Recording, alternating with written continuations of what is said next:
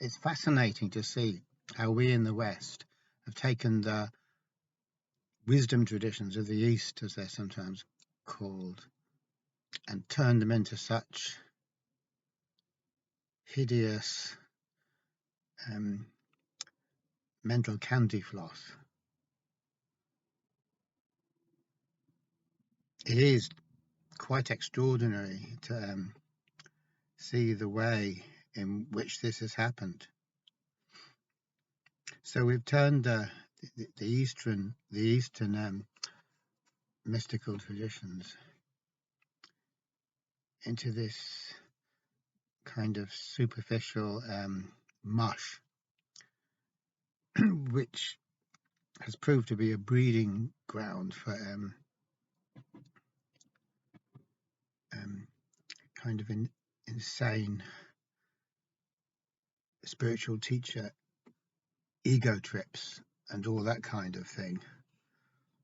So really, we've created a perfect inversion to what spirituality, I suppose, ought to be, which is it is actually helpful to people, and in the sense that it guides them towards the direction of their own growth, to something which is completely the opposite. In other words, a morass, a quicksand, which is very, very hard to find your way out of once you get sucked into it.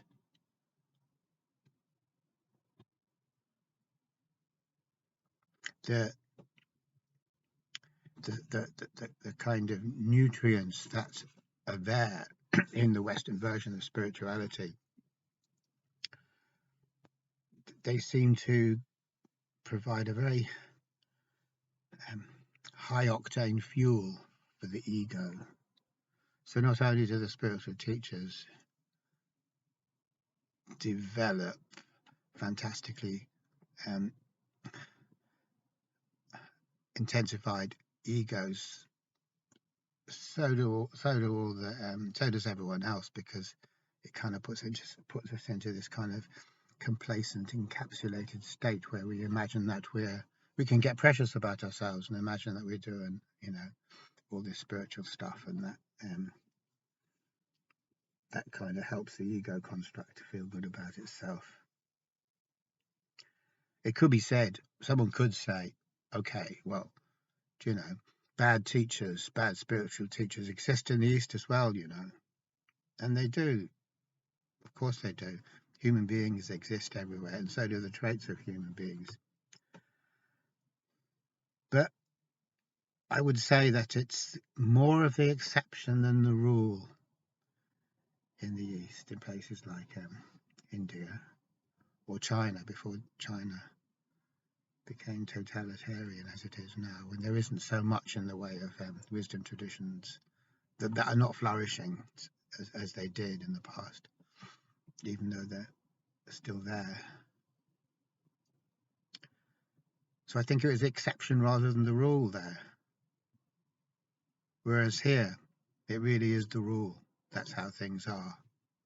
It's guaranteed that anything that is imported from the East will be turned into mush, just by nature of the process whereby we reconstitute it in our Western way of doing things,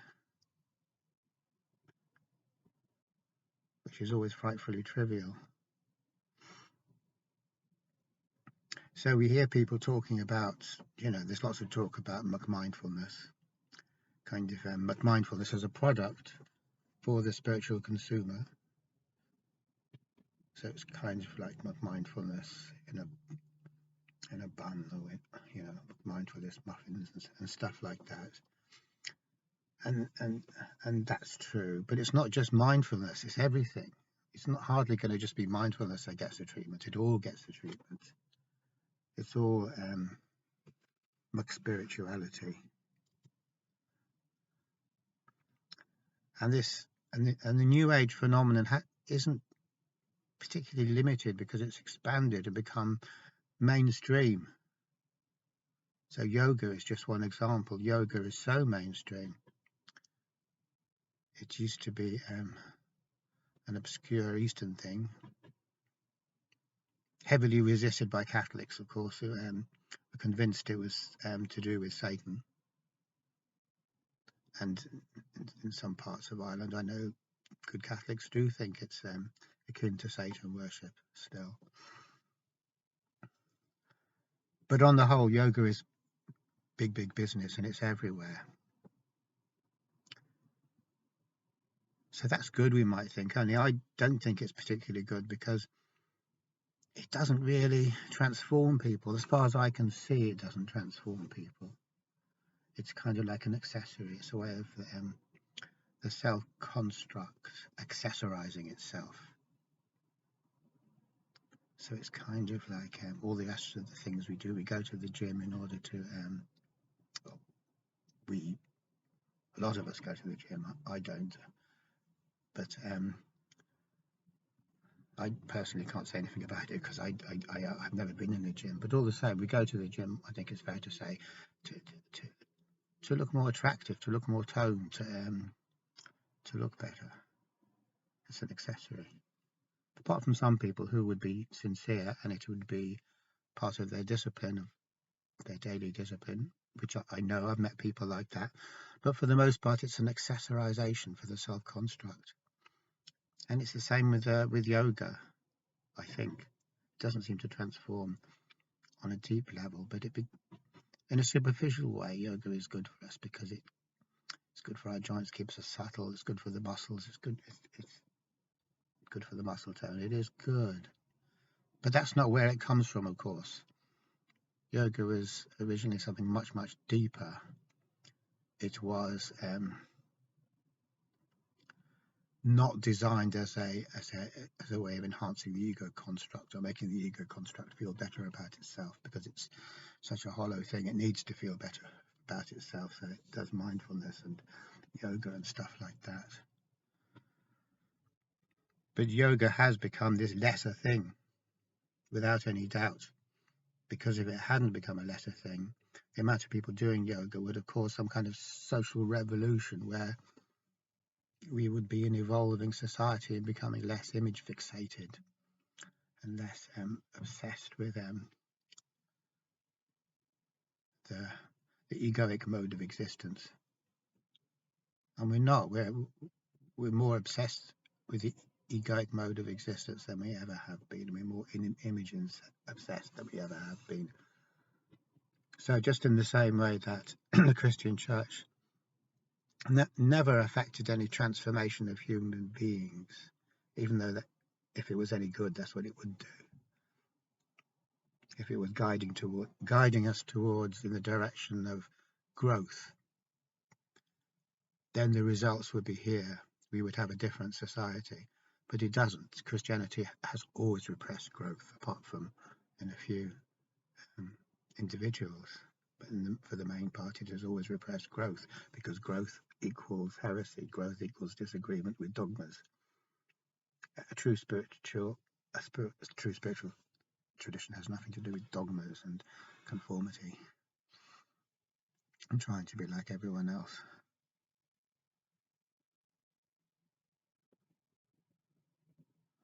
So this is a really astonishing thing, really, to see it. And it gives us a totally false idea about what the process of gaining wisdom is, because we think of it as being a consumer. So it's out there, and we subscribe to the channels, so we do the courses, so it's out there, and we pay for it and we consume it, and then we get the benefit of the product. So it's extrinsic to us, it's external to us, it's never ours. At the best, we're counting someone else's gold. And of course, as we can see from all the quotes on social media, a lot of the original Eastern teachers are quoted. And on the face of it, our Western version of spirituality looks very similar. It says the same things. It comes out with stuff that seems to be identical. But yet it's not when we look into it deeper. It's all been turned around to become food for the ego, strangely enough. And there is a reason for this, I think. And I'll try to come to this so that I'm just not sitting here being critical of the West and nothing else. It is good to be critical of the West because we tend to glorify it and glorify ourselves. It's good to be critical, but also to place us in a wider context where we can actually understand what's going on here, maybe to some degree. So some people have suggested, including Jung, that we would have been better sticking with our own mythological roots rather than becoming infatuated with the East, which is so seductive and it looks so great to us. So that we kind of transplant it as a different type of a stock onto our own roots, and the result can be quite bizarre and not at all recognizable from the original Eastern perspective, I wouldn't say, in the majority of cases. So we've transplanted it, and the transplant isn't working really. Maybe, as Jung says, we would have been better staying in touch with our own spiritual roots, our own mythological roots. So what I'd like to do is to try and show the difference between our own mythological roots and the way spirituality has become taken or seen in the current climate. So the point that I think I'm trying to make is that everything is candy floss over here. It's all super candy floss, and all we need to do is hear the words of the Buddha or Krishnamurti or whoever else, and that's all we need to do. It'll soak into us and we'll become spiritualized, and then everything's fluffy and nice, and there's no need for any real work. There's no need for any grim business, the grim business of disidentifying with everything that we've identified with, which is a grim business. It's a very long business and it's a grim business. And of course that's familiar from Jung, the work of Jung, and what he says about working with the shadow. So working with the shadow isn't a picnic. We know it's not a picnic. It's not all fluffy and it's not all candy floss. And the insight or the release or the liberation that we undergo as a result of shadow work is in direct occurs in direct correspondence to the horror of what we experience. So it's the degree of the horror that leads on to the liberation. So we just want the liberation without that horror, the horror of discovering what we're really all about and how it is that our allegiance really isn't to anything else, isn't to the truth, but to ourselves as we pretend to be interested in the truth. and the darkness that creates, and the layers of self-deception that creates, and all of that is pretty hard stuff really, because you get through one level of self-deception and you think okay, and then you discover another and another and another, and that is very despair provoking, because you realize, is there anything true about me at all, or is there anything sincere about me at all? And then you get to a point of total despair, which, as Ram Dass says, It's an absolute it's an absolute precondition of liberation. You don't get anything unless you get to that point of total and utter despair without any gleams of light, without any prancing unicorns in the background. That is what Ram Dass says anyway. And personally, that makes sense to me. That despair is the darkness. The liberation occurs in accordance with that darkness.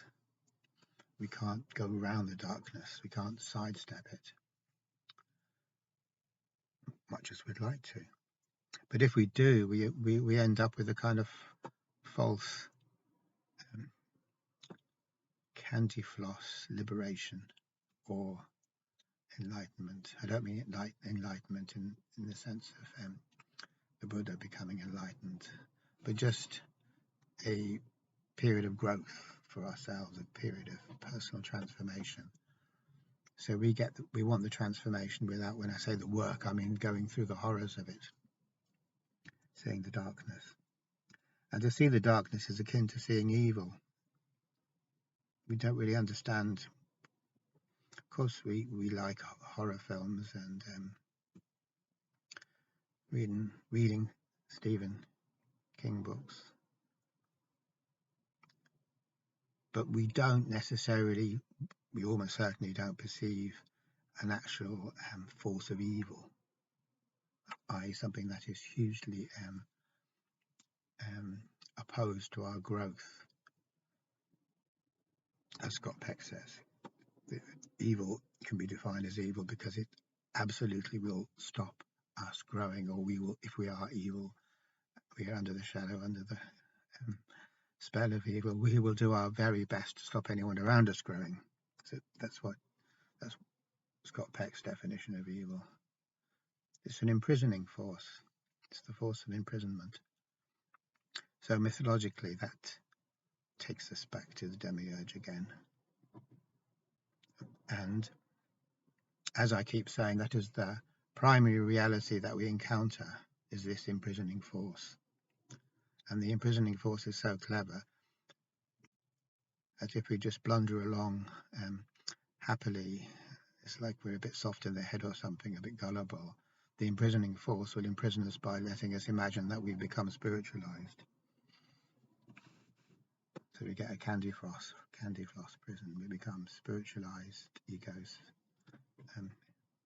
spiritual egos, which isn't any improvement at all, really, because a spiritual ego, if I can continue to use that somewhat absurd phrase, creates very, very dark shadows because it's unconscious of an awful lot, so it creates more shadow, creates more suffering for everyone concerned. So mythologically speaking, what we could turn our attention to the myth of Uranus. Well, actually, it isn't Uranus, is it? It's I think Uranus is the father of Cronos. That's the myth of Cronos. And so the thing about the myth of Cronos is that Cronos is a titan and he eats his own babies. Every time his missus has another baby, he eats it. And Cronos can in that respect be seen as a very, very good manifestation of the dark father. He is a father. He's the father. He eats his own children. He devours them. He doesn't give them a chance to grow, in other words. Obviously, he doesn't. If you eat your children, that is a classic way of not giving them the chance to grow, of repressing their growth. He's very, very challenged about the thought of his children growing. And that really does spark off serious insecurity in him, and that's why he eats them. He has this notion, which is actually a true notion, that if ever he does let one of his babies grow, it could become more powerful than child could eventually become more powerful than him and overthrow him, and he doesn't want that. Even if he has to eat all his own baby, that's preferable to actually being overthrown by some greater force. So that's the Dark Father for you in a nutshell. That's the tyrant holdfast in Joseph Campbell's terminology.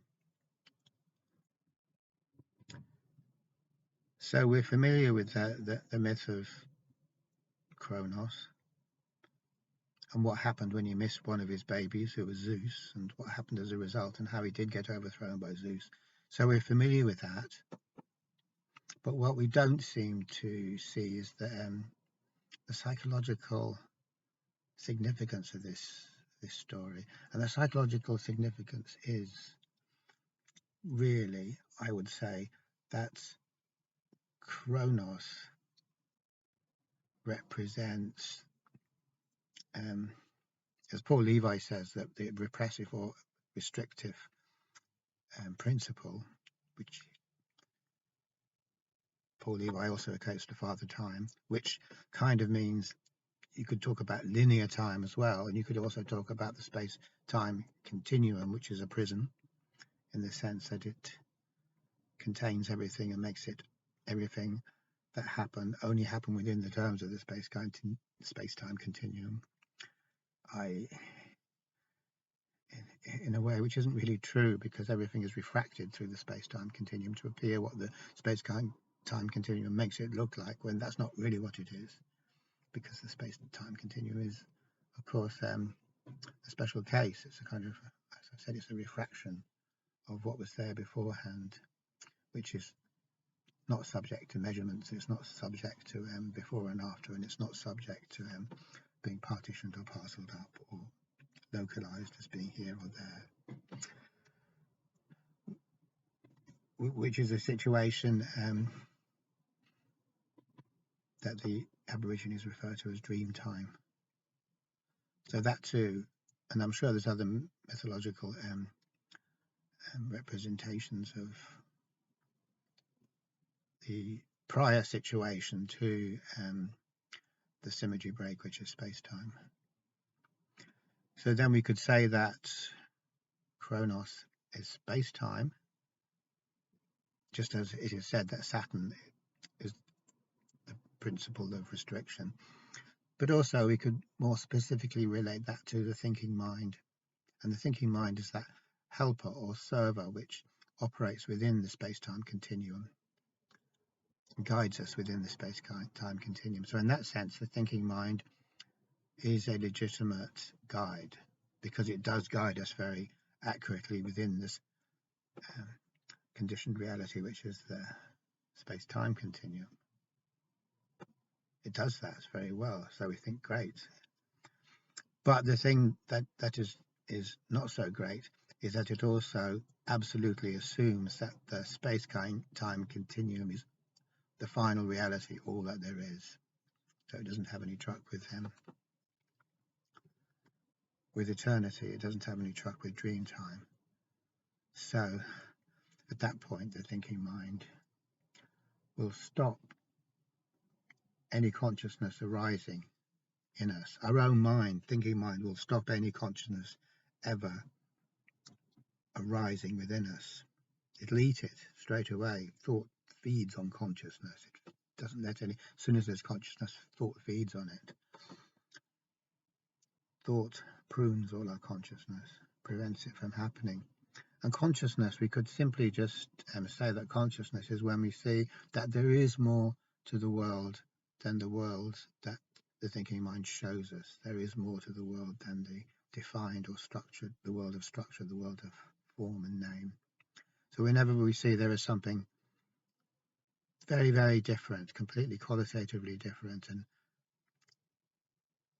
something immense, something which dwarfs everything we normally understand as being the world or reality, something which is not dull or grim and black and white, but something which is actually much more poetical.